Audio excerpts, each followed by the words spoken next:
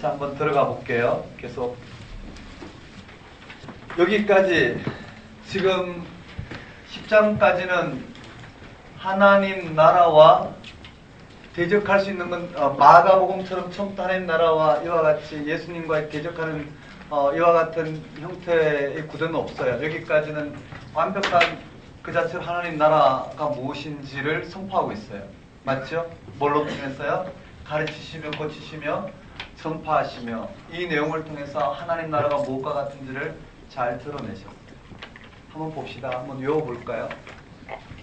시간이 되면 우리 이 항목들을 다 읽어봐야 되겠지만은요, 비교 대조하면서 한번 보기로 하고요. 한번 외워봅시다. 1장부터 10장까지 구조예요. 머릿속에 보면 1장부터 4장의 핵심이 나와 있어요. 한번 따라해볼까요? 가르치시며 성경대로 해봅시다. 가르치시며 선포하시며 고치시니. 네, 여기에 언급이 되어 있어요. 4장 그 다음에 9장에 지금 복음을 제시하고 있는 마태복음의 방식이에요. 율법을 토대로 복음이 무엇인지를 설명하고 있어요. 그래서 예수님이 율법을 폐하러 온 것이 아니라 완성하러 왔다는 거예요.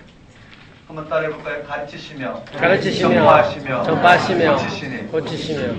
이것이 이와 같은 4장과 9장에 있더라. 그 말은요, 산상설교와 10가지 이적과 기적을 통해서 드러나는 하나님 나라를 내선포하기 위한 시작과 끝에 있더라 정도 보면 돼요. 맞죠? 마태복음에서의 복음의 핵심은 5장, 6장, 7장, 8장, 9장이잖아요. 회개하라 천국이 가까웠느니라. 이 부분이 무엇과 같은지를 자세하게 설명하고 있는 대목이라 볼 수 있어요. 누가복음은 달라요. 회개하라 천국이 가까웠느니라. 이건 누가복음에서 이방인들에게는 하나님 나라가 뭔지도 모르겠고요. 회개한다는 게 뭔지도 모르겠고, 모르는 그들에게 하나님 나라가 무엇인지를 설교하는 예수님의 선포 사역은 달라요. 아주 다르게 선포되어 있어요. 마찬가지로 마태와 마가는 또 다르게 표현되어 있죠. 한번 보겠습니다. 한번 따라하겠습니다. 가르치시며 전파하시며 고치시니. 가르치시며 전파하시며 고치시니. 자, 마태복음 하면은 5가지 설교가 들어가 있어요. 한번 따라해볼까요? 산상설교, 제자 파송설교, 천국 비유설교, 제자설교, 종말설교 이렇게 되어 있어요. 자, 들어갑니다. 마가복음을 염두에 두고 봐야 돼요. 첫 번째는요, 마가복음에 나오지 않은 앞에 내용이 나와요. 세례요한 선포 사역 이전에 나오죠. 이것을 전 역사라고 해요. 한번 따라볼까요? 전 역사. 이전 역사예요. 공생의 이전 역사를 전 역사라고 해요. 한번 따라볼까요? 예수 그리스도의 계보 특징을 우리가 정리하면 돼요. 내일 정리할 거고요. 그 다음에요, 예수님의 탄생. 그것이 왜 예수님의 탄생 기사에 동정녀 탄생이라는 것이 마태복음에만 있는가? 만일에 그것이 그렇게 중요했다면 예수님의 십자가 사건과 부활 사건처럼 모든 성경에, 그렇죠? 신약 27권 중에서 예수님의 십자가의 사건과 부활 사건을 언급하지 않은 성경은 없어요. 그런데 동정녀 탄생을 언급한 사건은 마태복음에 나와요. 맞죠? 한번 따라해 볼까요? 예수 그리스도의 계보, 예수님의 탄생. 네, 예수님의 탄생. 그 다음에 동방박사, 애고로 피신, 나사렛 사람이라 칭함. 그리고 난 다음에 언급돼요. 세례요한의 선포 사역. 이 세례요한의 선포 사역도 마가복음과는 좀 내용이 달라요. 한번 따르게 세례요한의 선포 사역. 그 다음에 세례 받으신 예수님. 시험 받으신 예수님. 갈릴리 회당에서요. 예수님 하나님 나라를 선포해요. 한번 따라해볼까요? 회개하라. 천국이 가까웠느니라. 내 제자 부르심. 가르치시며 전파하시며 고치시니. 가르치시며 전파하시며 고치시니. 그게 하나님 나라가 들어갔어요. 하나님 나라를 가르치시며, 맞죠? 천국 복음을 전파하셨다고 그랬어요. 가르침과 고치심을 통해서 천국 복음을 전파하셨다고 그랬어요. 거기에 천국 복음 전파가 가르침을 통해서 드러났어요. 한번 따라해볼까요? 산상설교. 그 다음에 10가지 이적. 네, 거기에 언급된 내용들이 언급되어 있어요. 이 내용을 내일 조금 더 조명해 보기로 하고요. 그리고는 이러한 예수님의 하나님 나라의 선포 사역에 힘입어 제자들을 파송했어요. 거기 보시면 예수님의 능력 있는 하나님 나라 이 선포 사역을 이 제자들로 통하여 하나님 나라를 선포하는 이 사역을 맡기셨어요. 그 근거는 예수님의 사역이 있단 말이죠. 이렇게 됐어요. 되셨나요? 이와 같이 하나님 나라가 이와 같이 선포되어지고 예수님을 통해서 이미 임하였고 그 하나님 나라가 제자들을 통해서 확장된다라는 것을 하나님 나라의 특성을 드러내 보였어요. 맞죠? 교회에 주는 복음이에요. 교회에게. 교회가 어떻게 그 존재 근거가 있는지를 분명히 언급했어요. 그러고 난 다음 그 교회가 이 예수님의 이 하나님 나라의 선포 사역에 근거해서 이 땅 가운데 복음을 선포했을 때 부딪히는 게 뭐냐면 여기에 세례 요한의 선포 사역이 있어요. 한번 따라볼게요. 세례 요한의 선포 사역. 세례 요한의 선포 사역. 세례 요한은 구약의 사람이에요. 맞죠? 예수님의 길을 열어내는 구약의 사람이란 말이에요. 거기에 세례 요한의 선포 사역이 마가복음과 좀 다른 부분이 나와요. 거기에는요 여러 가지 내용들이 언급되어 있는데요. 한번 보시면은요 어떻게 볼까요?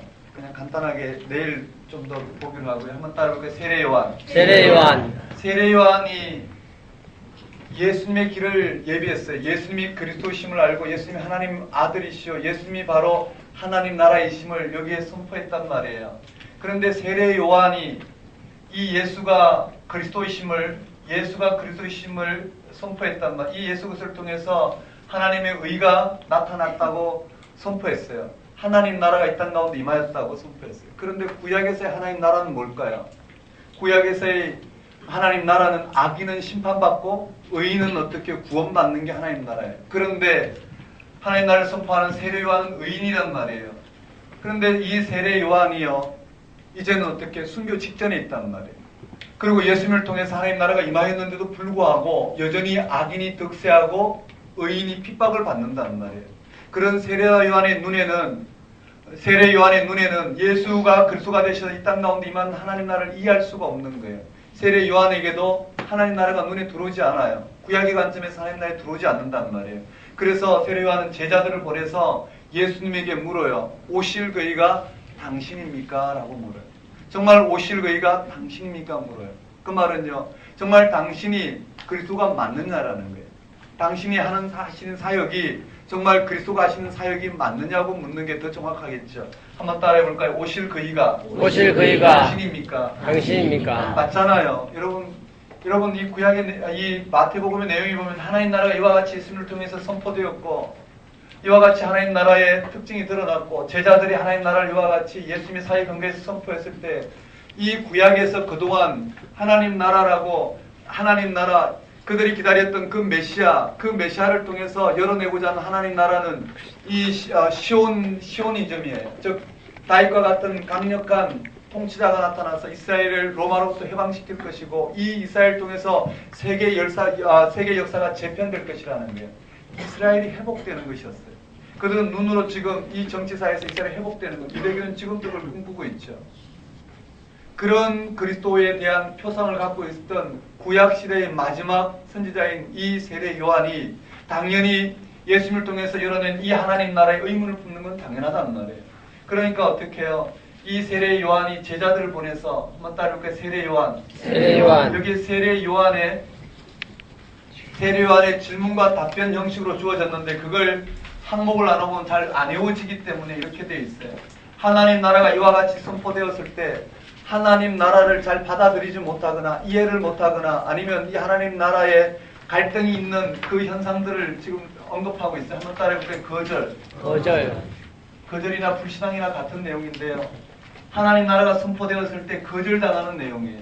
한번 따라해볼까요? 세례 요한의 질문과 세례 요한의 질문과 답변의 형식으로 예수님의 답변의 형식으로 설명하고 있어요.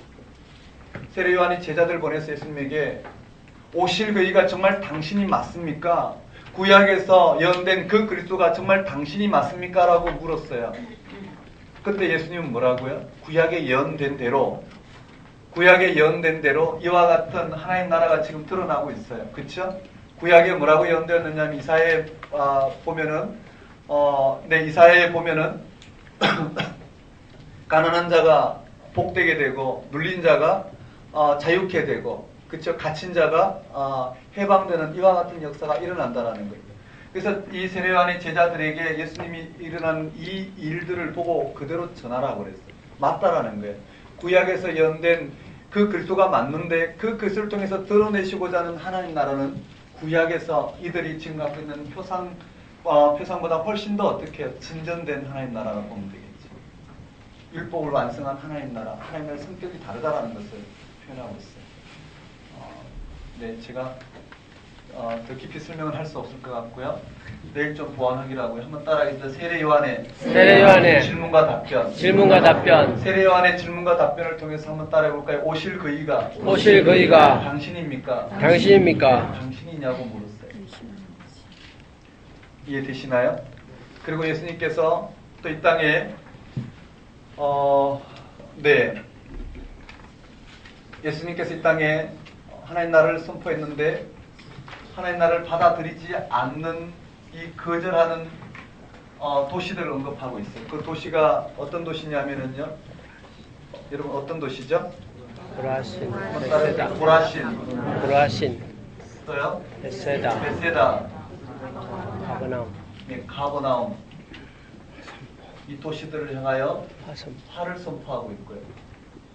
이와 같은 하나님 나라가 이 땅 가운데 임하였지만 거절되거나 아니면 불순종하는 이 세대에 대한 언급하면서 하나님 나라의 성격을 말해 이 땅 가운데 임한 하나님 나라의 특성을 이야기하고 있어요. 거기에 예수님은 초청을 해요. 하나님 나라가 무엇과 같은지를 다시 선포해요. 한번 따라해볼까요? 초청. 그 초청의 내용은요. 한번 따라해볼까요? 수고하고 무거운 짐진 자들아. 다 내게로 오라. 그 내용이에요. 우리 25절부터 한번 읽어봅시다. 11장 25절부터요.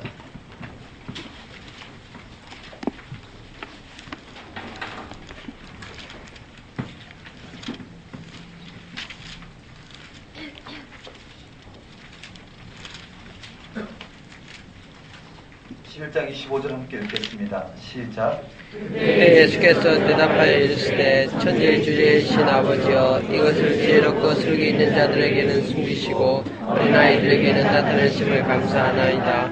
옳소이다. 이렇게 된 것이 아버지의 뜻이니이다. 내 아버지께서 모든 것을 내게 주셨으니 아버지 외에는 아들을 아는 자가 없고 아들과 그 아들의 소원대로 계시를 받은 자 외에는 아버지를 아는 자가 없느니라.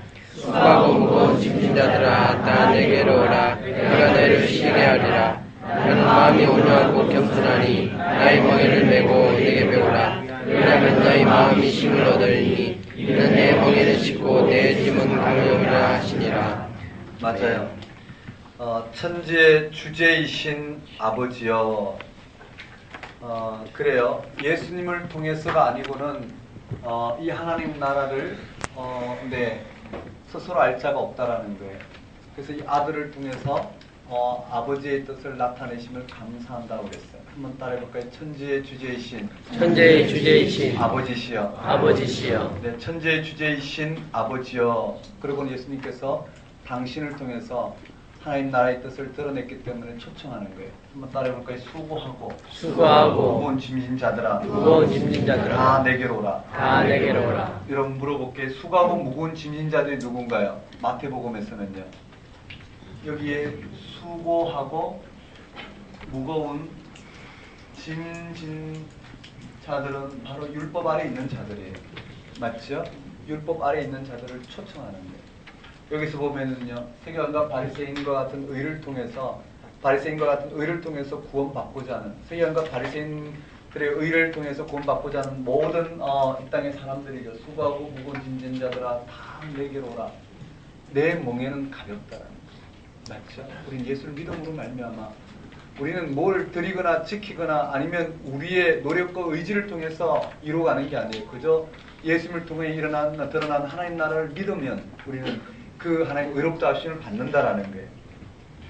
그렇죠. 예수님의 율법 성취와 예수님의 율법 성취 그것을 믿는 오늘 우리들은 더 나은 의를 이루어요. 그 더 나은 의는 자기 스스로의 수련이나 노력이 한 자기 의가 아니라 하나님께서 예수님을 통해서 드러내신 그 하나님의 다스림을 믿음으로 말미암아 경험하게 되는, 믿음으로 말미암아 확보되는 의란 말이죠. 한번 따라해볼까요? 수고하고 무거운 짐진 자들아. 수고하고 무거운 짐진 자들아. 다 내게로 오라. 다 내게로 오라. 맞아요. 오라는 거예요. 여기서 보면 이 형식이 되겠죠. 세례 요한의 질문은 뭘까요? 세례 요한은 구약의 의를 가지고 이야기했어요. 또 이 고라신과 베세다와 가버나움도 마찬가지. 율법 아래 있는 이들이 초청하는 거예요. 수고하고 무거운 짐진 자들아 다 내게로 오라. 문맥적으로 보면 그렇고 전체적으로 보면 율법 아래 있는 자들이 할 수 있겠죠. 그러고 난 다음에 또 거절이 나와요. 한번 따라해볼까요? 거절. 거절. 여기에 거절이 나오고요. 또 거절 내용이 나오죠. 한번 따라해볼까요? 초청. 초청. 거기에 대한 초청이 나와요. 거기에 거절 내용은요. 밀이삭 잘라 먹은 사건과 손 마른 자 치유한 사건이 나와요. 한번 따라해볼까요? 밀이삭. 밀이삭. 손 마른 자. 손 마른 자. 여기에 예수님께서 이 땅 가운데 임하셨을 때요. 그 예수님을 이해하지 못한 그 율법 가운데 있는 이들이 안식일을 어겼다고 안식일을 어긴 이 제자들의 행동을 통해서 논쟁하게 되었죠. 그 사건을 가져오는 거절당한 사건이 한번 따르니까 밀이삭. 안식일. 안식일. 이 안식일은 구약의 안식일의 개념은 뭘까요? 하나님 우리를 창조하신 생명을 주신 사건이고 그 다음에 억압된 생명을 해방한 안식일은 해방한 사건이에요. 즉 안식일 제정은 하나님께서 우리에게 십계명을 통해서 오늘 우리 가운데 하나님의 이 안식일을 우리 가운데 선포한 행위는 언젠가면은요. 안식일의 제정은 어디 있나요? 창조 사건 이후에 있었죠. 창조 사건과 애굽에서 출애굽한 이후에 우리 가운데 어떻게 해요? 안식일을 율법을 주셨단 말이에요. 그 율법은 이 안식일의 근본 의미는 하나님의 창조 행위와 오늘 우리의 생명을 억압된 생명에서 우리를 자유케 한 이 사건이란 말이에요. 이 밀이삭 잘라먹은 이 사건에서 안식일의 논쟁이 벌쳐지고요. 한번 따르고 손 마른 자. 손 마른 자. 손 마른 자 사건을 통해서 이 안식일 논쟁이 펼쳐져요. 근데 여기에 예수님께서는요. 당신 초청해요. 하나님 나라가 무엇과 같은지 초청하는 장면에서 한번 따라해볼까요? 그게 하나님께서 택하신 종. 하나님께서 택하신 종. 이 초청도 마찬가지예요. 이사야의 예언을 빌렸어요. 한번 따라해볼까요? 택하신 종. 택하신 종. 종의 노래를 통해서 뭘 이야기하냐면요. 한번 따라해볼까요? 상한 갈 때도 꺾지 않으시는. 상한 갈 때도 꺾지 않으시는. 네, 예수님을 통해서 하나님께서 이 땅에 무엇을 드러내시는지를 자세하게 설명하고 있어요. 세 번째는요. 한번 따라해볼까요? 거절.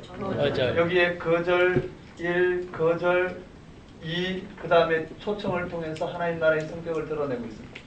이 첫 번째 거절은요. 우리가 마가복음에서 봤던 바알세불 논쟁이에요. 한번 따라해볼까요? 바알세불 논쟁이 여기 들어오고 두 번째 거절에서는요. 표적을 요구하는 이들이에요. 한번 따라해볼까요? 표적. 세 번째 여기 초청에서는요. 참된 친척을 언급하고 있어요. 한번 따라해볼까요? 참된 친척.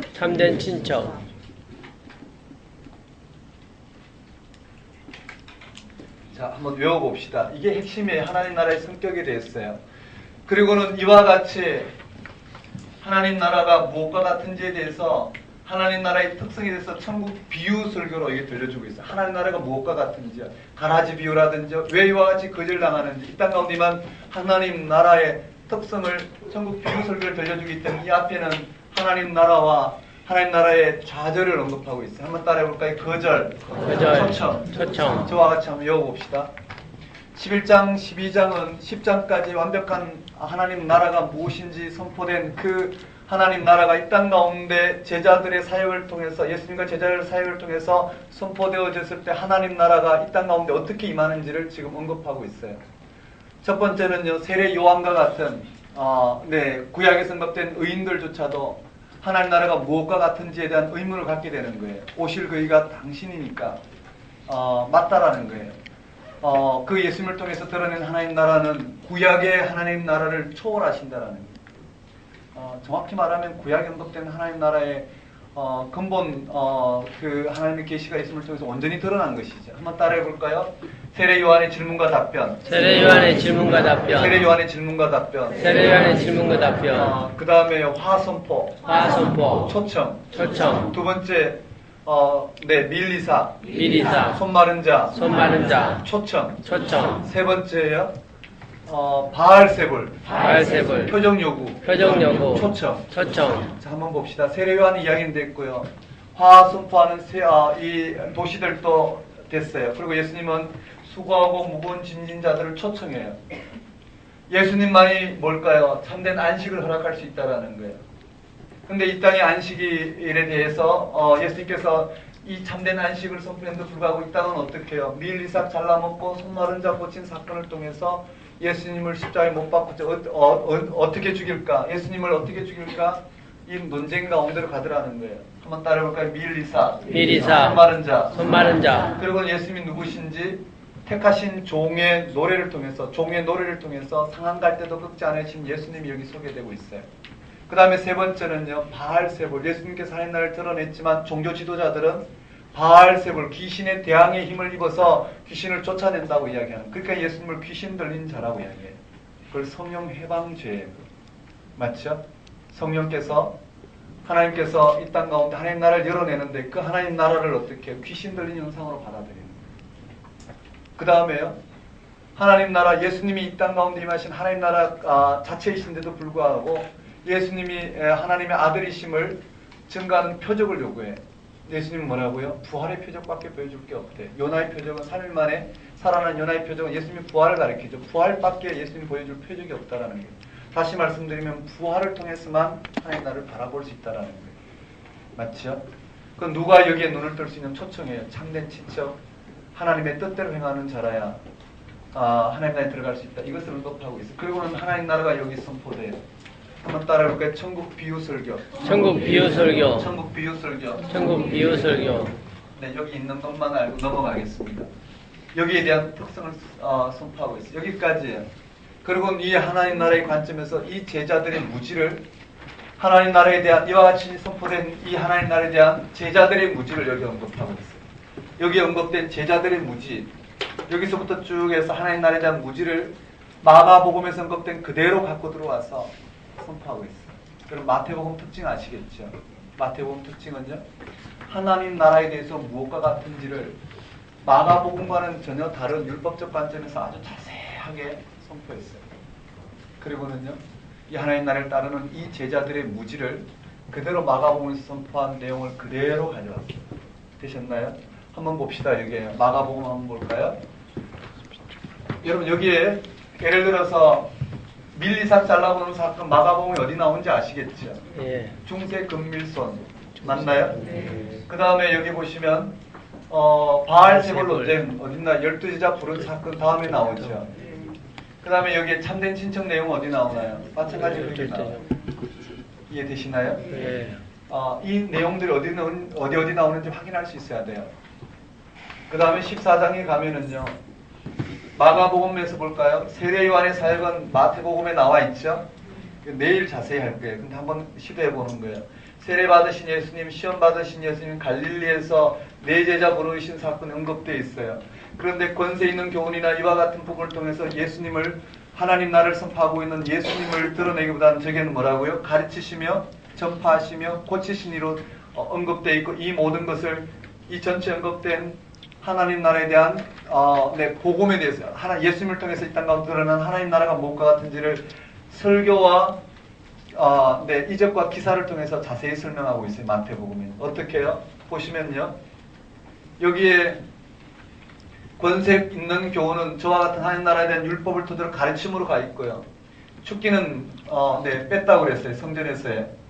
베드로 장모 고친 사건 10가지 기적으로 들어갔고, 나병도 10가지 기적으로 들어갔고, 중풍병자 10가지 기적으로 들어갔고, 세리레와 금식은 이 기적 속에서 하나님 나라를 따르는 제자들의 특징을 설명하는 데 들어갔고요. 밀리삭 손 마른 자는 좌절되고 있는 여기에 들어갔죠. 맞나요? 거절 장면에 들어갔어요. 12제자 부르신 사건은 저 12제자 파송하는 저 설교에 들어갔고요.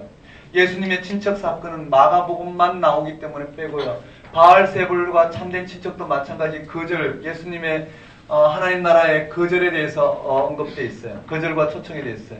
그 다음에 천국 비유 설교는 이 천국 비유에 대해서는 이 천국 비유 설교 안에 들어갔고요. 풍랑 만난 이적은 우리 10가지 이적 속에 들어갔어요.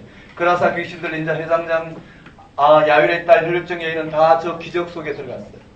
그 다음에 나사렛에서의 배척, 네, 남아있고요. 그 다음에 오병이어 남아있죠. 맞나요? 오병이어 남아있어요. 이제 여기서부터 언급되는 거예요. 14장에 보면 뭐부터 언급됐냐면요. 거기에 네, 오병이어부터 언급되는데요. 13장 마지막에 보면 나사렛의 배척 나오죠. 맞습니까? 13장 마지막에 한번 따라하겠습니다. 나사렛 배척. 13장의 마지막에 이 나사렛에서 배척되는 사건으로부터 출발해요. 배척되는 사건부터 출발해요. 한번 따라해볼까요? 나사렛에서 배척. 12제자 파송. 12제자 파송은 12제자 부르심과 함께 마태복음에서는 여기 언급되어 있어요. 제자 파송 설교로 묶었고요. 나머지는 뭐가 남았나요? 이 세례요한의 순교 기사만 남았단 말이에요. 이해되시나요? 한번 따라하겠습니다. 세례요한의 순교. 그래서 마태복음에는요, 여기에 세례요한의 순교 내용 통해서 세례요한의 기사가 14장에, 그 다음에 11장에, 그 다음 여기에 3장에 이렇게 언급되어 있어요. 세례요한이 선포 사역을 시작하고요. 세례요한이 예수님에게 오실 거니까 당신이야 묻고요. 그 후에는 어떻게 세례요한의 순교 기사가 나와. 이해되시죠? 예. 자, 세례요한의 순교부터 시작해서 14장의 천국교 설교에 진행이 돼요. 자, 여기 보시면 오병이어 남아있죠? 예. 그냥 흐름을 봅시다. 오병이어 무리로 걸어오신 예수님. 맞죠? 거기에 여기에서 언급된 마가복음에서 언급된 것은 깨닫지 못하느냐, 제자들이 깨닫지 못한 무지에 초점 맞췄다면 마태복음은 네, 이 무지에 초점 맞춘 이 내용을 조금 더 어떻게 완화시켜요. 이 제자들에 대한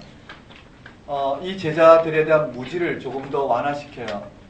그게 왜 그러냐를 조금 더 들여다보면은요.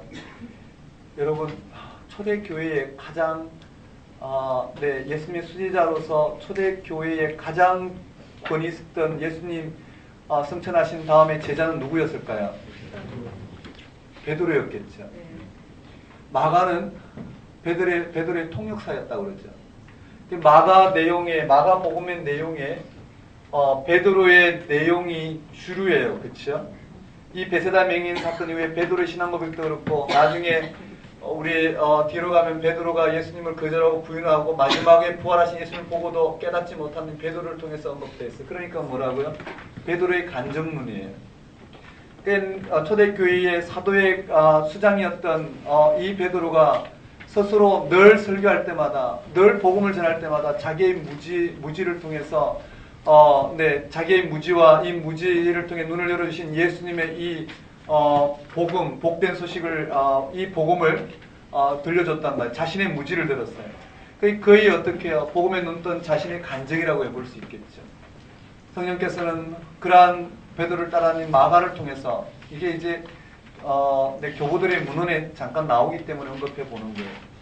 이와 같이 네, 우리 편에서 이해하기 위해서 한번 생각해 본다면요. 마태복음은 그렇지 않아요. 마태는 이 제자들의 무지를 그렇게 이야기하기보다는 복음을 설명하기 위한 부분에 있어서의 제자들의 무지를 마가복음 관점에서 조금 하고 있다, 이렇게 보면 될까요? 한번 따라해 볼까요? 여기에 오병이어 무리로 걸어오신 예수님. 그대로 내용이 전개돼요. 그 다음에 장로들의 전통, 수로 보내게 여인을 가난한 여인, 그 다음에 여기에 기먹고 누란 자는 이적 기사가 저게 마태복음 10장으로 가 있기 때문에요. 이 부분들 대신에 다른 내용들이죠. 마지막 벙어리 귀신 들린 자 고친 사건으로, 그 사건이 동일한 사건인지 예수님의 이 기먹고 누란 자는 빠졌어요. 그 다음에 칠병이어 베스다 맹인은 빠지고 베드로 신앙 고백부터 쭉 해서 이 흐름들을 그대로 따르고 있어요. 되셨나요? 한번 정리해 봅시다. 장구구는 네, 명확하지 않아도 되고 몇 번 정리하다 보면 장구구는 분명해질 거예요. 한번 거기에 한번 따라해 봅시다. 세례요한의 죽음. 그다음 오병이어.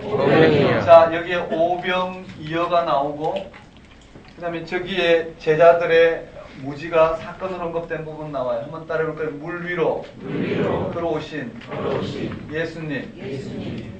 물 위로 걸어오신 예수님에다가 여기 뭐가 하나 더 포함되냐면은 물 위로 걸어온 베드로가 언급돼요.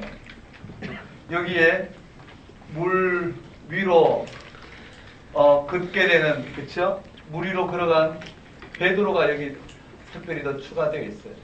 이 사건이 언급되어 있고요.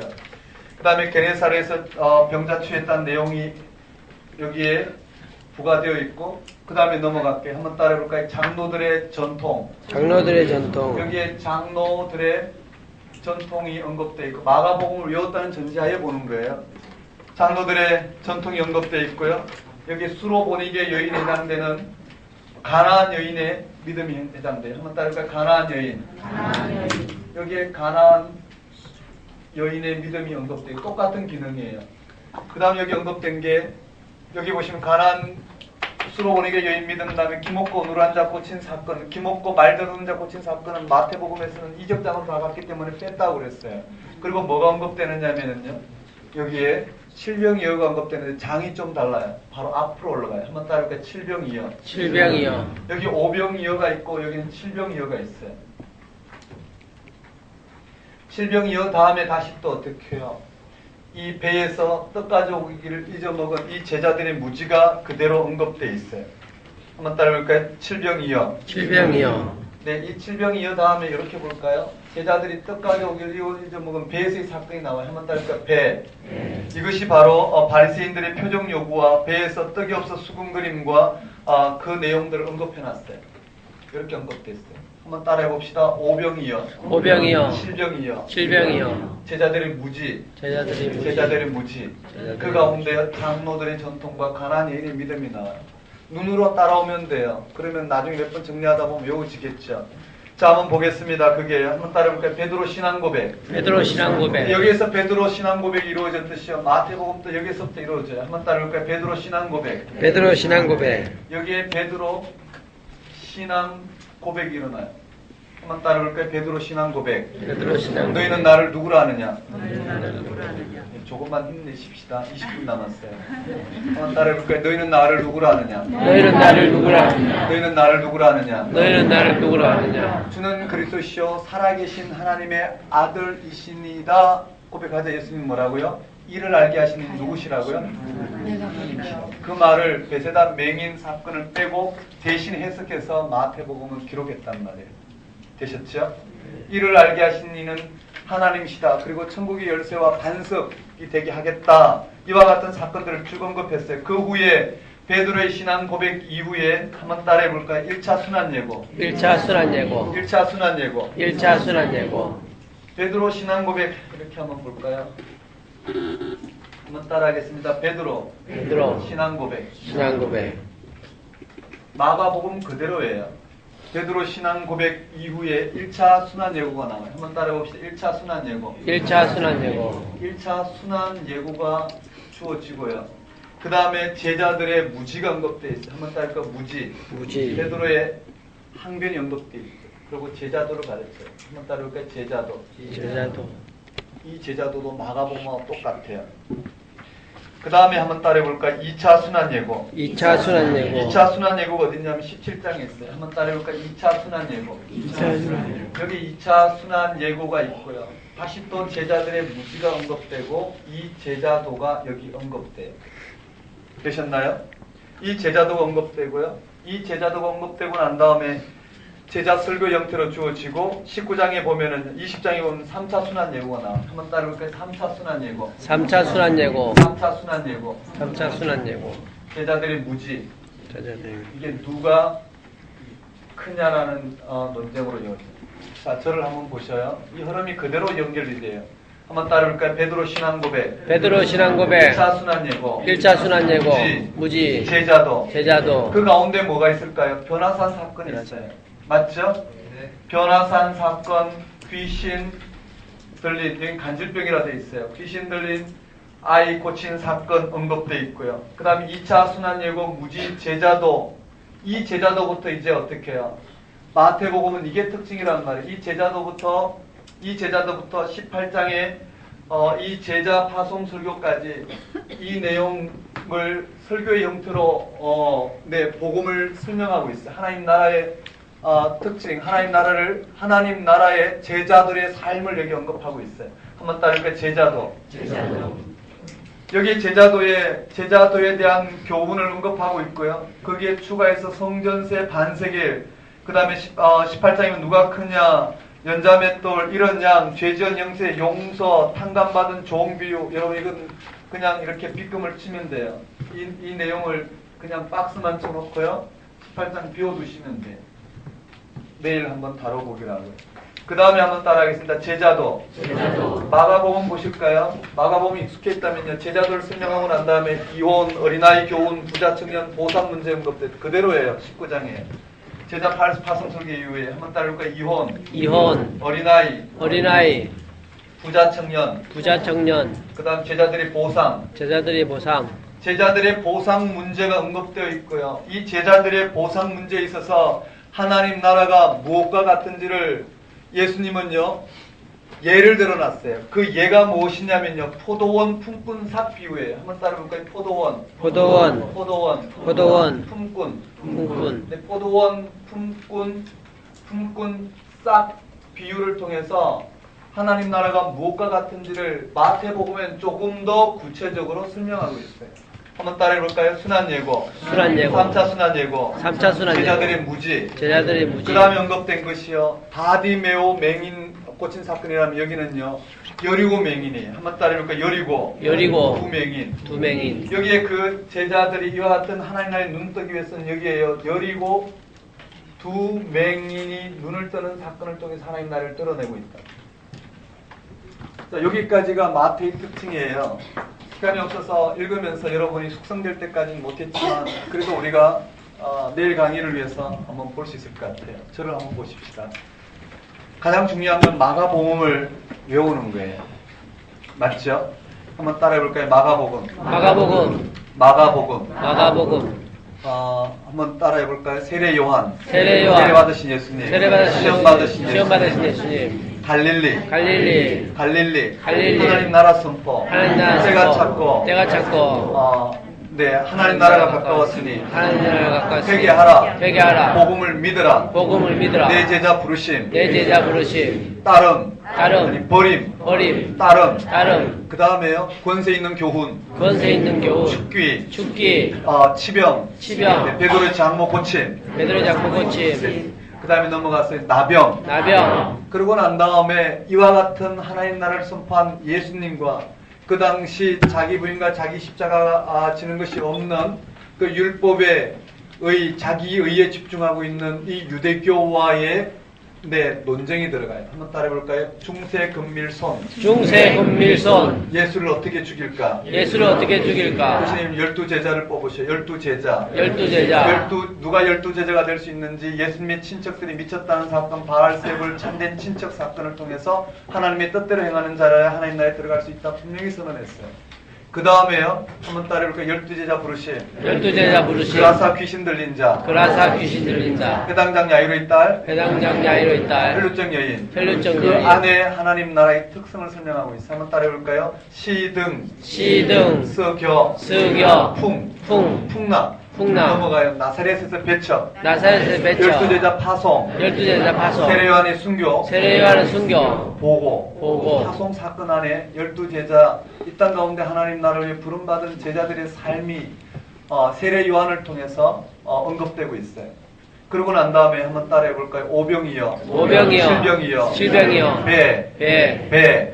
깨닫지 못하느냐. 장로들의 유전. 우리 전통이라 합시다. 장로들의 전통. 수로 보니게 여인의 믿음. 김옥고 누란 자. 맞나요? 네, 김옥고 말 듣는 자 이렇게 돼 있어요. 그 다음에요, 칠병이어 다음에 드디어 베세다 맹인이에요. 베세다 맹인. 2차 계한. 네, 2단계 계한을 통했어요. 한번 따라해볼까요? 베드로 신앙 고백. 너희는 나를 누구라 하느냐? 주는 그리스도시이다. 그 다음에 그 그리스도가 무슨 일을 했는지 드러냈어요. 1차 순환 예고. 2차 순환 예고. 3차 순환 예고. 무지. 제자도. 변화산 귀신 들린 아이. 2차 순환 예고. 무지. 제자도. 이혼. 어린아이. 네, 부자 청년. 보상. 그 다음에 3차 순환 예고. 누가 크냐. 바디메오 맹인. 이것이 마가복음 내용이에요. 조금만 읽고 여러분 몇 가지 명문하면 쉽게 외워져요. 자, 마태복음으로 갈게요. 마태복음에서 1장부터요, 10장까지는 복음을 설명하고 있어요. 맞죠? 율법의 관점에서 복음을 설명하고 있어요. 한번 따라해 볼까요? 예수 그리스도의 계보. 예수 그리스도의 계보. 탄생. 네. 예수 그리스도의 계보. 예수 그리스도의 계보. 예수님의 탄생. 예수님의 탄생. 그 다음에 동방박사. 동방박사. 애굽. 나사렛. 그 다음에 세례요한의 선포 사역. 세례요한의 선포 사역. 세례요한이 어디 나오는지를 기억하셔야 돼요. 세례요한 선포 사역. 오실 거리가 당신입니까? 순교. 맞죠? 한번 따라하겠습니다. 세례요한의 선포 사역. 세례 받으신 예수님. 시험 받으신 예수님. 갈릴리. 회개하라. 천국에 갖고 왔느니라. 내 제자 부르신. 그 다음에 예수님께서 본격적으로 하나님 나라를 선포하셔요. 한번 따라해 볼까요? 가르치시며 전파하시며 고치시니 가르치시며 전파하시며 고치시니 언급돼. 한번 따라하겠습니다. 산상설교 10가지 이적 산상설교 10가지 이적 이걸 통해서 분명히 언급돼 있어요. 맞죠? 그 다음에 이러한 예수님의 사역을 근거해서 제자들이 사역해요.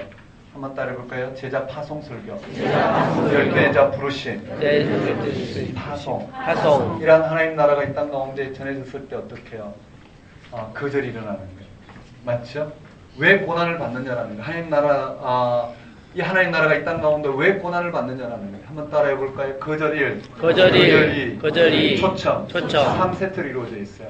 첫 번째 거절은요, 세례 요한의 질문과 답변 형식으로 주어졌고요. 두 번째 거절은요, 화를 선포하는, 맞죠?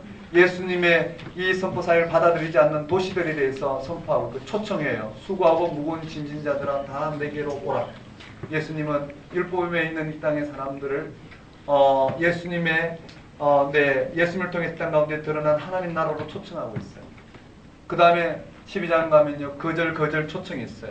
그 거절 초청은 수고하고 무거운 짐진 자들아, 그 예수님만이 참된 안식인데 그 안식을 향해서 이 땅에 멍에를 메우는 안식일에 대해서 논쟁을 하고 있어요.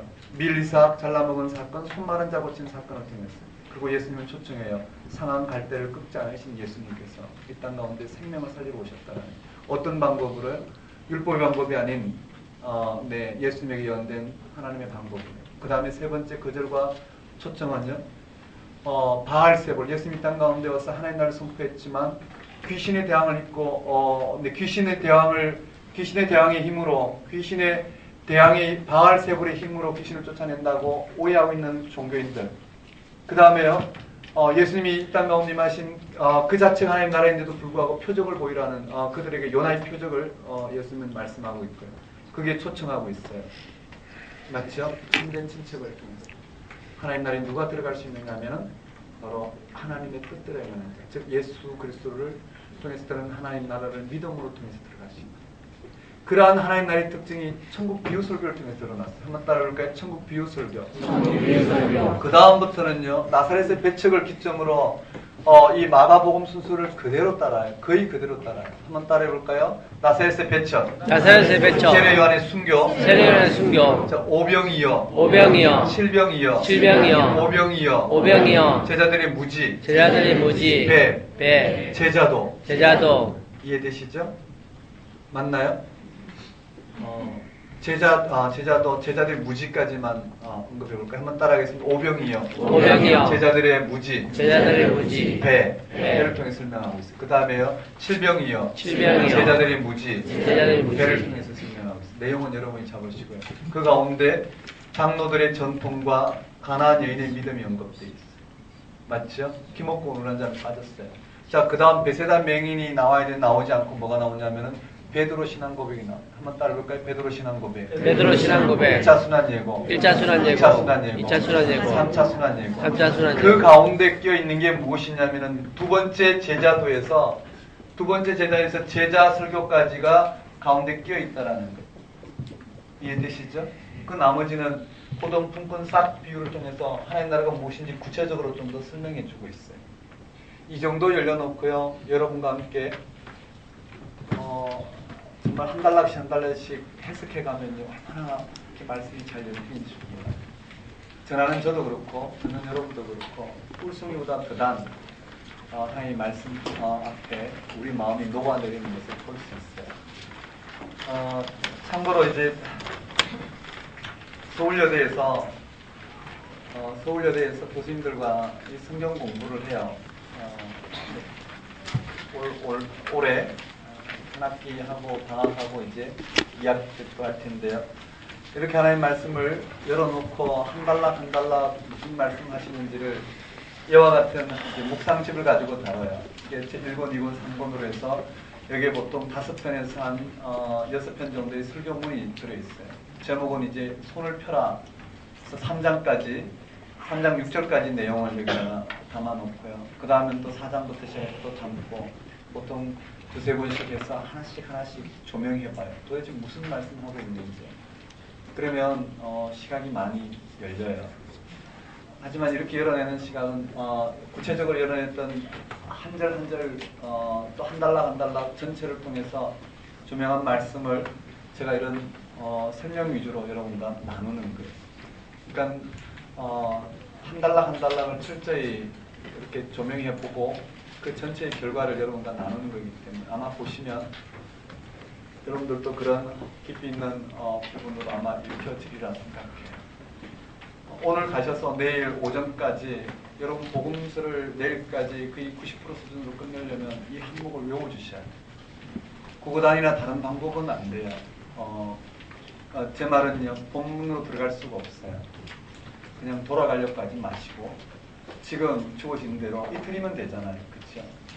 그리고 끝나고 난 다음 이번 주 조금만 더 여러분 교리면 돼요.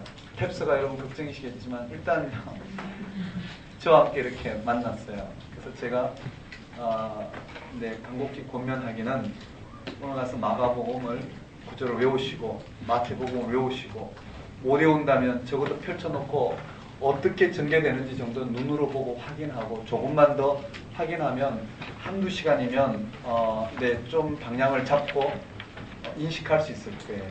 그러면 내일은 훨씬 더 깊이 있게 들어갈 수 있어요. 제가 이렇게 전하지만 여러분들이 이 내용을 따라온 만큼 들리게 될 거예요. 그렇지 않으면 자꾸 겉돌게 되겠죠. 그래서 같이 인식해서 표현해내는 정도의 수준의 강의가 이루어졌으면 좋겠어요. 그럼 한번 봅시다. 저를 한번 보시고요. 자, 이렇게 공부하는 거 여러분 혼자 하면 굉장한 시간이 걸려요. 일주일 내내 실험해도 힘들 거예요. 그러니까 이 시간을 가지고 다 활용해 줬으면 좋겠어요. 그리고 시험과 관계없으신 분들은 나는 저런 거 외울 필요 없다. 그렇지 않아요. 여기서 부산을 가는데 가는 길만 이해하고 어떻게 가는지를 기억하지 못하면 못 가요. 그렇죠? 맞죠? 그냥 이해하고 잊어버리면 못 가요. 그러니까 이해를 하면서 그것을 늘 살펴볼 수 있도록 머리에 넣지는 않더라도 눈으로 보면 확인할 수 있을 정도로 지금 본다면 성경 읽을 때 잘 읽혀져요. 제가 오늘 강의를 하면서 힘들까봐 하나님께서 저를 통해서 힘을 주신 말이 있어요. 늘 성경 공부할 때 질문이 많으셨던 한 형제님이 아침에 오자마자 목사님 성경이 읽혀진다고 했어요. 성경이 보인다는 거예요. 성경이 읽혀진다는 거예요. 그래서 기뻤겠죠. 그래서 제가 바로 그런 고백을 했어요. 하나님 이런 내 고백이 각자에게 다 일어났으면 좋겠습니다. 아마 성경이 읽혀진다는 것은 무슨 말씀하고 있는지 그 의도가 조금씩 드러났다고 볼 수 있을 거예요. 우리 생각으로 가득 차 있을 때는 성경이 읽혀지지 않아요.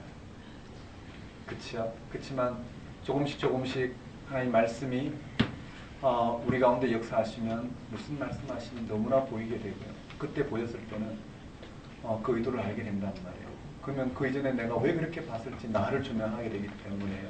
우린 더 이상 그러한 우리의 상태를 붙들려고 하지 않을 거예요.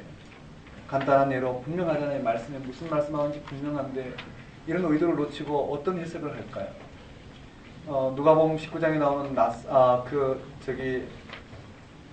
누구죠? 뽕나무에 올라간 삭개오. 삭개오 본문만 해도 그래요. 너무나 분명해요. 삭개오가 어떻게 구원받았을까? 뽕나무 위에 올라갔어요. 여기 뽕나무 위에 올라가서 구원받은 사람 손 들어보세요. 삭개오가 재산의 절반을 내어놨기 때문에 여러분 재산의 절반을 내어놓은 사람 있나요? 없죠.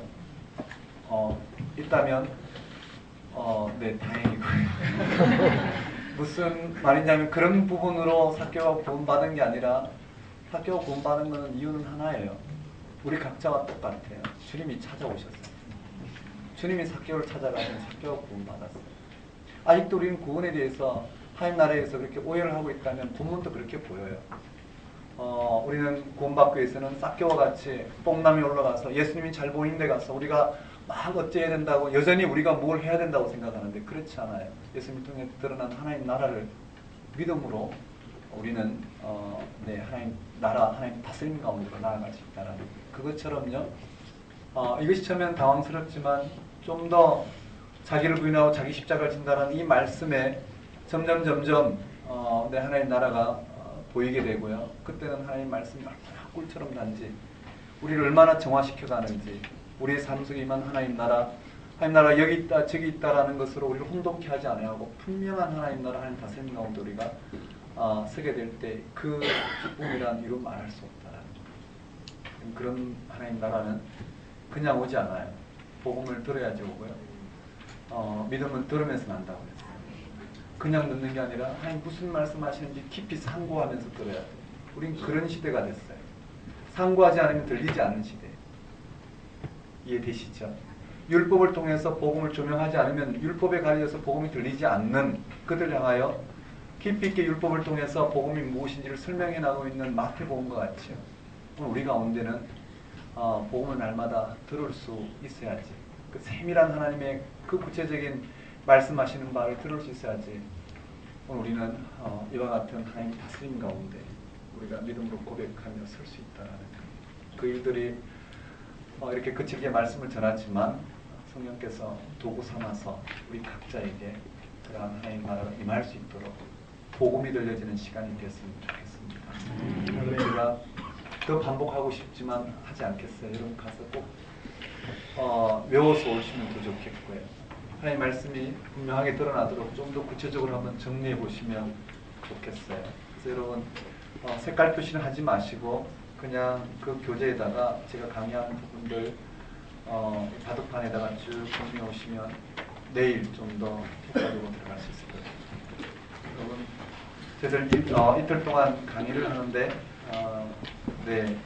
내일 오전은 성종 시험 때문에 강의실이 갑자기 필요하다고 그래서 오늘 오전 11시에 연락을 받았어요. 그래서 학교 측에서 양해를 구해서 저희들이 오후 1시부터 성종이 끝난 1시부터 강의를 하려고 그래요. 이렇게 차질이 생겨진 거에 대해서는 여러분 양해를 구하겠습니다. 불편한 마음 없었으면 좋겠고요. 그리고 1시부터 내일 9시까지 강의를 할 거예요. 그리고 오후 5시에서 6시까지는 식사 시간이고, 그러니까 내일 오전에 여러분들이 이 부분들을 좀 더 구체적으로 정리하고 외워오신다면 강의가 들리는 차원이 좀 달라질 거예요. 여러분 기대에 못 미친 부분들이 있다면 여러분들이 좀 넓게 생각해 주시면 좋겠고요. 또 우리 뒤에 스태프들이 와서 여러분들 섬기고 싶어서 이것저것 어떻게 하면 잘 섬길 수 있을까, 어떻게 하면 제가 강의를 잘 못해도 그 섬김에 힘입어서 기뻐할 수 있을까, 그렇게 기도하면서 준비하는데요. 여러분 좀 너그럽게 생각해 주시면 좋겠습니다. 그것을 용납하면서 풍성하게 이렇게 같이 이렇게 섬기면서 갈 수 있으면 좋겠습니다. 기도하고 마치겠습니다. 하나님 아버지, 저희 마음을 참으로 이 복된 소식으로 시원케 하여 주옵시고 날마다 이 복음의 능력에 붙들려 살아가는 기쁨을 맛볼 수 있도록 인도하여 주옵소서. 저희들의 많은 다양한 기대에도 불구하고 언제나 하나님께서 저희들 구원에 대한 복된 소식으로 채워주셔서 오직 예수 그리스도를 믿음으로 말미암아 의롭다함을 받은 오늘 하나님 자녀로서의 이 권세 있는 삶을 살아낼 수 있도록 주여 사용하여 주옵소서. 예수님 이름으로 기도드리옵나이다. 아멘.